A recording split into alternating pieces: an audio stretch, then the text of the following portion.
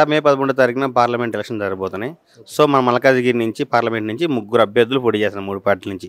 ఏ అభ్యర్థి ఏ పార్టీ నుంచి గెలిచే అవకాశం సార్? ఈటెల రాజేందర్ బీజేపీ నుండి గెలిచే అవకాశాలు ఉన్నాయండి. ఎందుకు సార్? ఎందుకంటే జనాల్లో పబ్లిక్లో మోడీ గురించి సెంట్రల్ గవర్నమెంట్లో ఒక రామ మందిరము కట్టడం దీంతో కొంచెం పబ్లిసిటీ బాగా అయింది.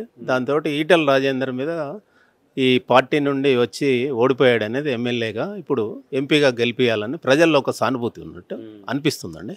అది నా అభిప్రాయం కాదు, ఇది ప్రజల అభిప్రాయం అని అనుకుంటున్నాను. ఈటెల రాజేందర్ గారి గురించి ఒక 4 మాటలు చెప్పాలంటే? ఈటెల రాజేందర్ గారు ఉద్యమం గురించి చాలా పోరాడాడు. తెలంగాణలో ఒక కీలక పాత్ర పోషించాడండి. తర్వాత ఆయనకి అన్యాయం అయిపోయాడు. ప్రజెంట్లో ఈ విధంగా అయినా బీజేపీలోకి వచ్చిన తర్వాత అయినా గెలిచి మంచి ఎంపీగా వచ్చి మంచి ఆయన పార్లమెంట్ కాన్స్టిట్యూషన్ కానీ డెవలప్ చేయగలరని అనుకుంటున్నామండి. తెలంగాణలో ఎంపీ సీట్లు ఏ పార్టీకి వచ్చే అవకాశం ఉంది ఎక్కువగా? ఎక్కువ బీజేపీకి వచ్చే అవకాశం ఉందండి. సెంట్రల్ ఏ పార్టీ వచ్చింది సార్? బీజేపీ పార్టీ రావడానికి ఎక్కువ అవకాశం ఉంది. ఎందుకంటే మోడీ చేసే అభివృద్ధి పనుల వల్ల ప్రజలంతా మోడీ వైపే ఉంటున్నారు. సో బీజేపీ వచ్చడానికి అవకాశం ఎక్కువగా అనిపిస్తుంది. బీజేపీ గురించి ఒక 4 మాటలు చెప్పండి. బీజేపీ గురించి చెప్పడానికి ఏముంది, అందరికీ ప్రజలకు తెలిసిందే కదా. నేను చెప్పేది ప్రత్యేకించి ఏమి ఉండదు. రామ మందిరం అనేది ఒక గొప్ప చరిత్రాత్మక కట్టడం అండి. ఇప్పుడు ప్రతి వాళ్ళకి కొన్ని ప్లేసులు ఉన్నాయి. మనకు కూడా భారతీయులందరికీ, హిందూ మతం ఉన్న వాళ్ళందరికీ కూడా రామ మందిరం అనేది చాలా గొప్ప అవకాశం అండి అయోధ్యలో కట్టడం. సెంట్రల్లో ఏ పార్టీ వచ్చే అవకాశం ఉంది? సెంట్రల్ నరేంద్ర మోడీ వస్తారని అనుకుంటున్నారు అందరూ. ఎందుకంటే ఆయన బాగా చేస్తున్నాడు కదా, ఆయన కరప్షన్ కాదు, అది అంతే వాళ్ళ అభిప్రాయం అంతే. సో సెంట్రల్ ఏ పార్టీ గెలిచే అవకాశం ఉంది సార్? సెంట్రల్లో మా బీజేపీ గెలవడానికి ఎక్కువ అవకాశాలు ఉన్నాయి. మోడీ పీఎం అవడానికి అవకాశాలు ఉన్నాయి. ఎందుకు?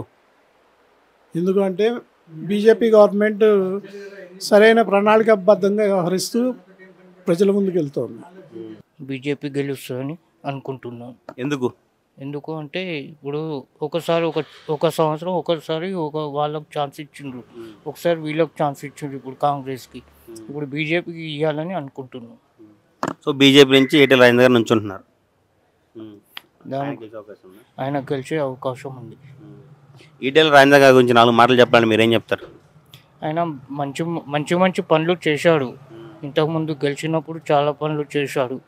కానీ అది పబ్లిక్ వాళ్ళకు వీళ్ళకు ఒక అవకాశం ఇద్దామని ఇప్పుడు కాంగ్రెస్కు అవకాశం ఇద్దామని ఇచ్చిండ్రు.